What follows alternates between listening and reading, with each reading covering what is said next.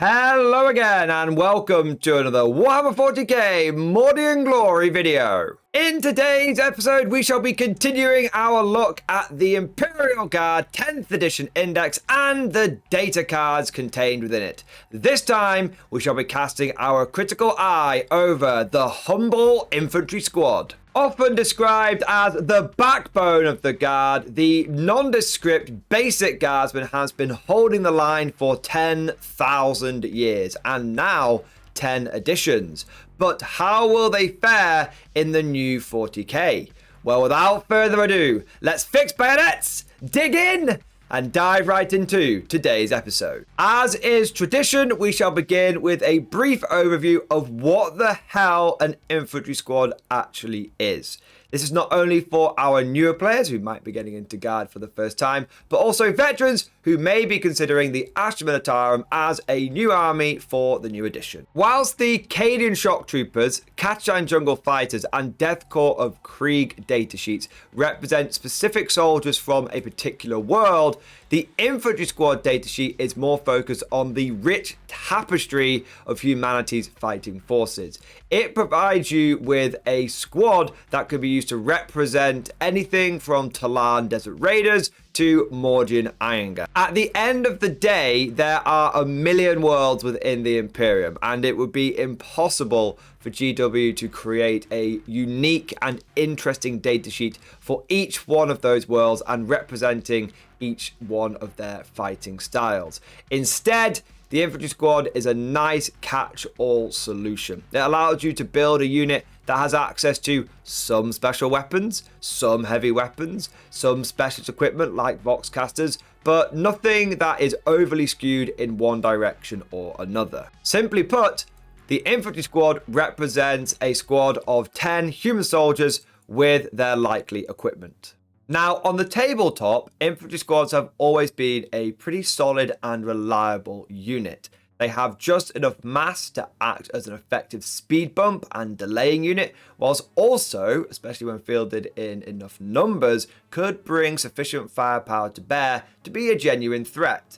It's important to remember as well that in previous editions, we really only had the infantry squad to rely upon as a good solid troop or battle line choice.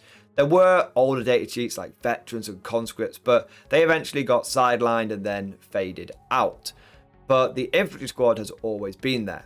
However, the times they are changing, and now the Guard is almost spoilt for choice with the kind of battle line units we can take. As I mentioned earlier, you've got Cadians, and you've got Death Corps, and you've got Catch-Line Jungle Fighters. So how does our good old infantry squad stand up against those other choices? Well, the best way to find out is to take a look at the data card, and we'll begin with the unit profile. Your infantry squad has got a pretty typical human stat line.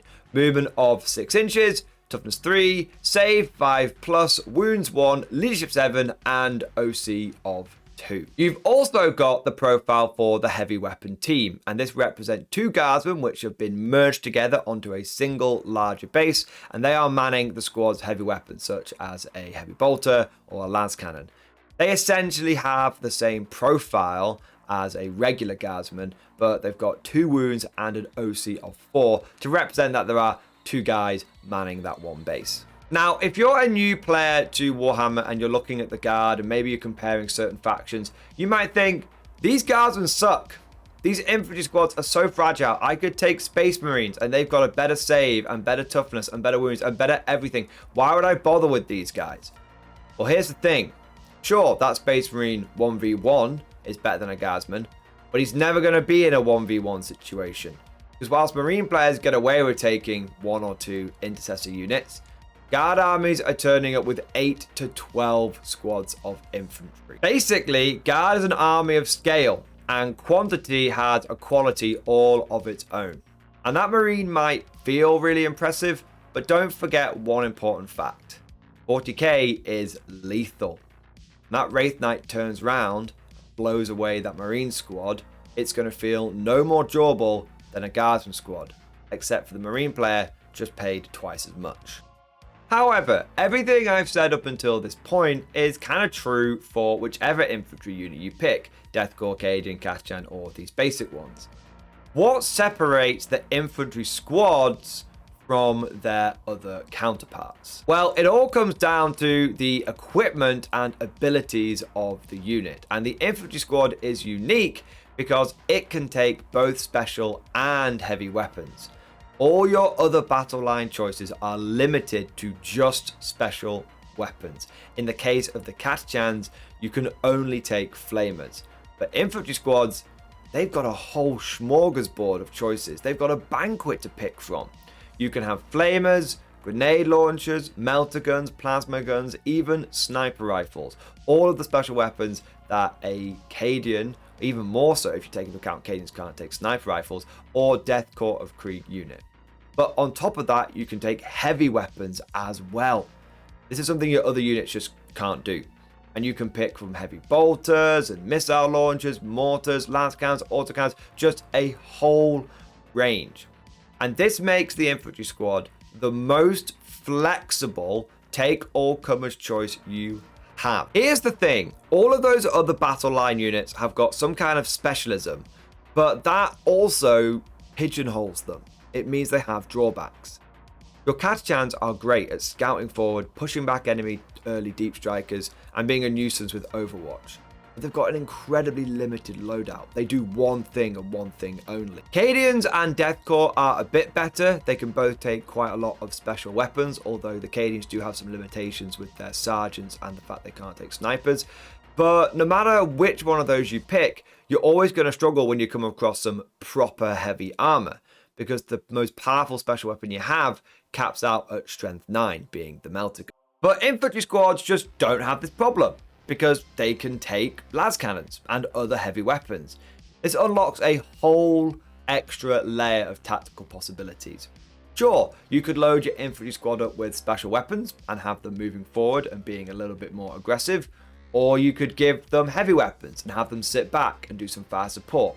What if you just need a 20-man squad to sit on an objective, just completely lock that thing down, have enough bodies on it where a cheeky little raid from your opponent isn't going to be able to deal with them, and at the same time, that squad's not out of the battle, not contributing. They're actually plinking away with some long-range Dakka, maybe a pair of las cannons or a pair of autocannons. Or maybe it's not vehicles which are a problem in your local meta. Perhaps there's a Tyranid guy running around with swarms of the new Termagants and Hormagaunts and Gene Stealers, and you really need to have a unit that can just lay down some serious anti-infantry firepower. Well, a big blob of 20 guardsmen with a bunch of heavy bolters in it is certainly going to help contribute towards that, along with all of the lasgun bolts they'll be spitting out as well. The point I'm trying to make is your infantry is pretty flexible, and you can either use them as a bit of a take-all-comers unit, stick a bunch of autocannons in there, they can happily shoot any target, or you can specialize them to cover a specific gap in your army. Perhaps you're lacking anti-tank. You've got some, but you really just want a little bit more to make yourself feel comfortable going into that tournament where you think you might encounter things like knights. Not a problem. Get your infantry squads to be packing las cannons. Or maybe in your local meta, loads of people have got into Tyranids with that new Leviathan box. Well, you're going to be facing lots of hordes of bugs, but you've got lots of anti-tank in your list already. Not to worry, infantry squads with heavy bolters have got you covered. However, it's not all sunshine and lollipops. There are some disadvantages to running the infantry squad, and the big one being they heavily encourage you to be more static, to sit there and shoot at the enemy. And this is because of the heavy special rule on those big guns. You get +1 to hit if you stay still. Now, if you combine that with take aim, which you can do, then you're going to be hitting on a 3 with that autocannon or that missile launcher, that las cannon. And that's really, really tempting. That's good. That means that firepower is going to do stuff. But if you're running around with it and you're not staying still, you're going to be hitting on a 5, which means you're barely going to hit. Or at best, you're going to be hitting on a 4 with take aim. But any guard player that's been around the block a few times will tell you that hitting on a 4+, while statistically it means you hit half the time, what it tends to mean is that time when you really needed to hit, it's going to miss. The reason this is such a big problem is it's a harsh reality that games of 40k tend to be won and lost in the movement phase. A single bad volley of shooting isn't likely to cost you the game. You might be able to bring it back. But a single bad movement phase, maybe even just a single bad movement, can actually cause you to lose the game. You'll be out of position, your opponent can take advantage of it, and then you can start having a cascade effect. And the biggest problem I see, and the biggest mistake I see newer players making, is they just sit there and they gun line and they just fire away with all of their DACA, and they feel like they're having a great time because they're shooting and shooting and shooting, and loads of the enemy models are dying, and then they get to the end of the game and they realize that whilst they might have blown away 95% of their opponent's army, they haven't actually scored any points. Maybe they sat on one primary the whole game, but your opponent, his army might be in tatters, but he's there sitting on 100 victory points. And at the end of the day, it doesn't really matter how many casualties you take. It's about scoring points, because points mean prizes. Okay, so I appreciate this video might be a bit of a roller coaster for some people. I've started off by saying infantry squads are great and they can take on loads of targets and they can do things that other units can't. But then I've said that they encourage you to stay still and that might cost you the game. So what is it? Do I take them or do I not? Don't panic, my little conscript. Mordian Glory has got you covered.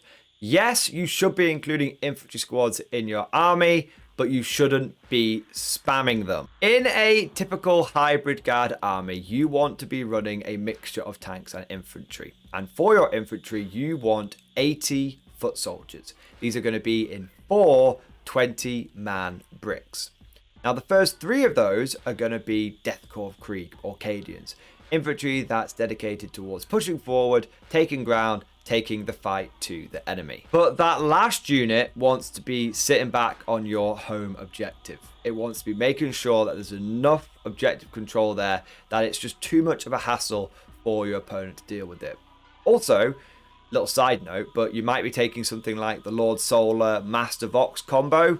Well, he doesn't want to be on the front lines. He's perfectly at home in an infantry squad, which is holding an objective, providing lots of bodies to protect him, giving him plenty of range to his orders, and at the same time still contributing to the fight with those longer range heavy weapons. And what's really cool about this is the infantry squad has an ability which actively encourages you to do this.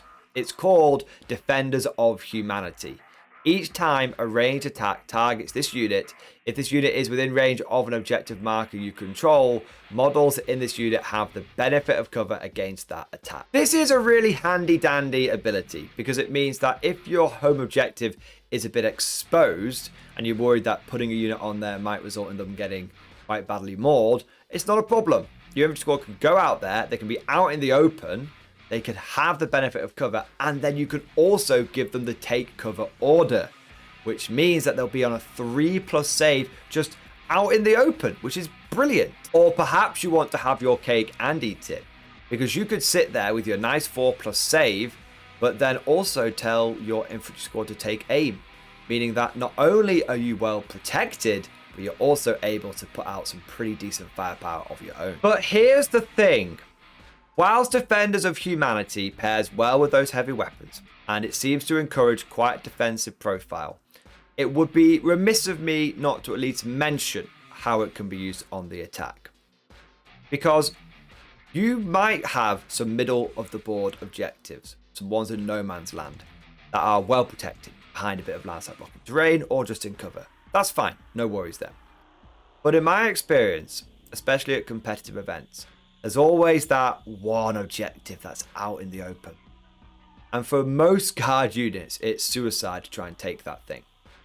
Because guard have a bit of a problem where you can move onto an objective, but you've then got to survive your opponent's turn to be able to claim points for it. And that can be kind of tricky because our guys are squishy.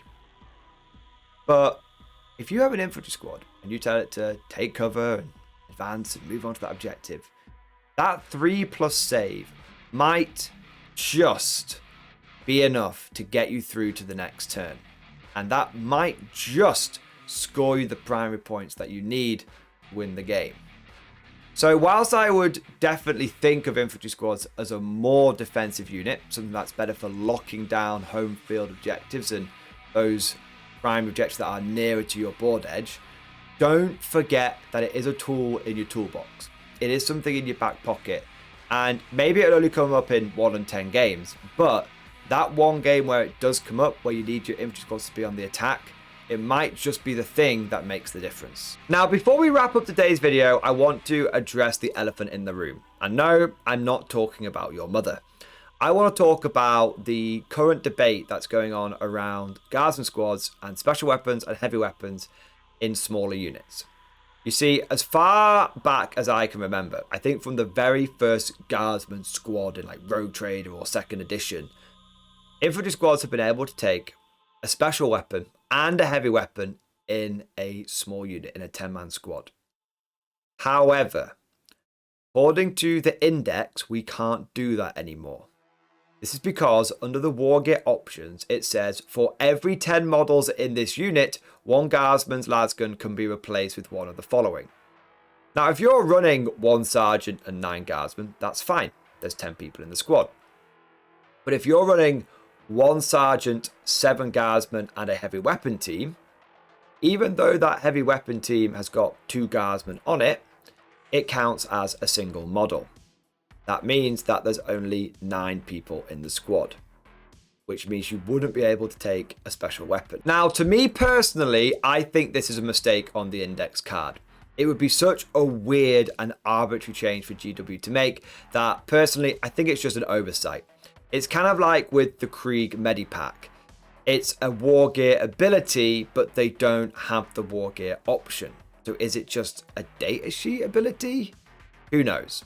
The problem is that until GW comes out with an FAQ or a correction or maybe a reprint of the data cards, we're not going to know. However, I would say that rules as intended, if you're playing with your friends, then it would be absolutely fine to run your infantry squads with a special weapon and a heavy weapon. But when it comes to competitive play, you're going to need to check either the rules pack for the event, and if it doesn't specify it there, you're going to need to contact the TO and find out what their ruling is. Now, I imagine that most TOs are going to be like, hey, they've always been able to do it. It's not a problem. Don't worry about it. However, at larger events that take themselves a bit more seriously, you might need to accept the fact that your infantry squads are going to be limited on special weapons in smaller units. But let me know what you guys think about this whole issue down in the comment section below. Do you reckon it's an oversight or a deliberate change by Games Workshop? Of course, as always, don't forget to smash that like button and also subscribe to never miss an episode. And if you found today's video particularly fun or informative, then please consider becoming a channel member or patron. By supporting the channel, not only will you be helping me create more content, but you will also unlock a whole host of perks for yourself, including access to the Mordian Glory Discord server, an online community with almost 2,000 active members. It's always popping off in the MG Discord. We've got channels for discussing tactics, army lists, hobbying, painting, and even a pretty spicy meme section as well. And I just want to take a moment to say a big thank you to all of the latest channel members. So thank you to Soup, Kilo Sierra, Sam Tullock, Joey C, Gold Bear, Finbar Orton, Snooker Fly, Philip K, Joshua Z, Holodomer, Henry Morgan, Tom G, Gilbert the King 97, Joshua Crosby, Brian Davies, Shock Me, Lex Berrien, Troop Topless, Peter S, Zombies, Peter B, Warren Shields, Colin C, Martin K, Relic YT, James Burnell, Preacher, Michael Gray, Beetlejuice, HTLL Voidwalker, and CJSJDJFDJEJXI. Possibly the hardest username I've ever had to read out on one of these thank yous. We've also got Paulio Ruiz, Grotz Gubbins, and Dark Like Vader. Thank you guys for becoming channel members. Thank you for doing your part. I also want to say a big thank you and a shout out to the latest Patreons as well. So thank you to Tone B, Buford, Mr. Ando, Reaper, Ethan M, Robert, Will Anonison, Merrick, Jonas Caring, Ravenham, Rogue Flight, Jordan Freeman 94, and Amy DeSweet. And last, but certainly not least, I want to say a personal, special, heartfelt thank you to all of my top tier Patreons. These are the War Masters, the people that have truly gone above and beyond the Call of Duty. So a massive thank you to Alan Blunt III, Amy DeSweet, Bon Bon Vert, Ken Starr, Mark Panconi, Ross Miller, Salvish Trombone, John Stubbs, Nick Walsh, Diesel Fox, and August Barney. Seriously, guys, thank you so much for your incredible and humbling support. It truly makes a huge difference and is a big part of how I'm able to do Mordor and Glory full time. I hope you've all enjoyed today's video. Thank you for watching, and of course, as always, I'll see you guys next time.